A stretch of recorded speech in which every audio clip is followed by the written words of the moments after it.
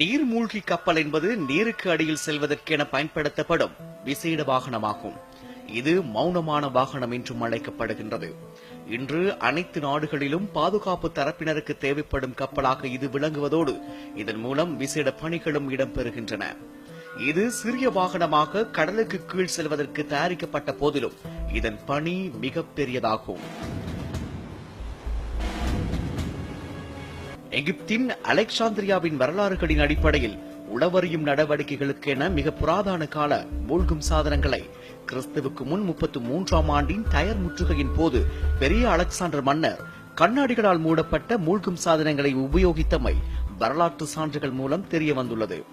இதனை பிரதிபலிக்கும் தோற்றம் 16ஆம் நூற்றாண்டு இஸ்லாமிய ஓவியத்தில் இடம்பெற்றுள்ளது.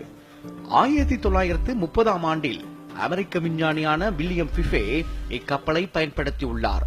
நீருக்கடியில் மீன்பிடிக்கவென துவாரங்களிடப்பட்ட தடியை மக்கள் உபயோகிக்கும் சித்திரங்கள் தேப்ஸ் கோவிலில் காணப்படுகின்றது. இச்செயற்பாடு நீர்மூழ்கி கப்பலில் உருவாக்கத்திற்கு வித்திட்டது. 1775ஆம் ஆண்டில் அமெரிக்க நாட்டவரான டேவிட் புஸ்வெல் முதலாவது தொழில்நுட்ப வளர்ச்சி நிறைந்த ராணுவ நீர்மூழ்கி கப்பலை தயாரித்தார். முதலாம் உலக மகா யுத்தத்தின் போது SMU-9 யூ-போட்ஸ் உள்ளடங்கலாக 20 நீர்மூழ்கி கப்பல்கள் ஜெர்மனியால் பயன்படுத்தப்பட்டன. இரண்டாம் உலக மகா யுத்தத்தின் போது அமெரிக்க ராணுவத்தினால் 314 நீர்மூழ்கி கப்பல்கள் பயன்படுத்தப்பட்டன.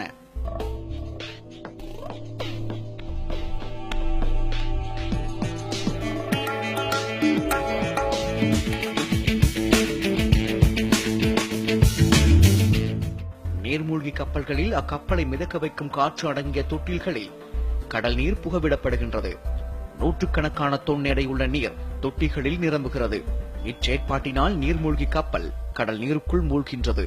இது அதிகபட்சமாக 600 அடி ஆழம் வரை மூழ்கக்கூடியது. நீர்மூழ்கி கப்பலுக்குள்ளே பயணிப்பவர்களுக்கு தேவையான காற்று, உணவு, அறைகள், கழிவறைகள், தொடர்பாடல் அறைகள், மருத்துவ வசதிகள் போன்ற வசதிகள் காணப்படுகின்றன. இன்றைய உலக நாடுகளில் ஏவுகணை தாக்குதலுக்கும் ஏனைய நடவடிக்கைகளுக்கும் அதிசக்தி வாய்ந்த நீர்மூழ்கி கப்பல்கள் யுத்தங்களுக்காக தயார்படுத்தப்பட்டுள்ளன. மனித தொழில்நுட்ப வளர்ச்சி மனித மேம்பாட்டிற்காக வளர்ச்சி அடைய வேண்டும்.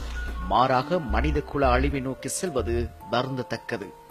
நீர்மூழ்கி கப்பல்கள் ராணுவ நடவடிக்கைகளுக்கு மாத்திரம் பயன்படுத்தப்படாமல் கடல் ஆராய்ச்சிகள் மற்றும் மக்களின் பாதுகாப்பு போன்ற நல்ல பல விடயங்களுக்கு பயன்படுத்த வேண்டும் என்பதே எமது எதிர்பார்ப்பாகும்.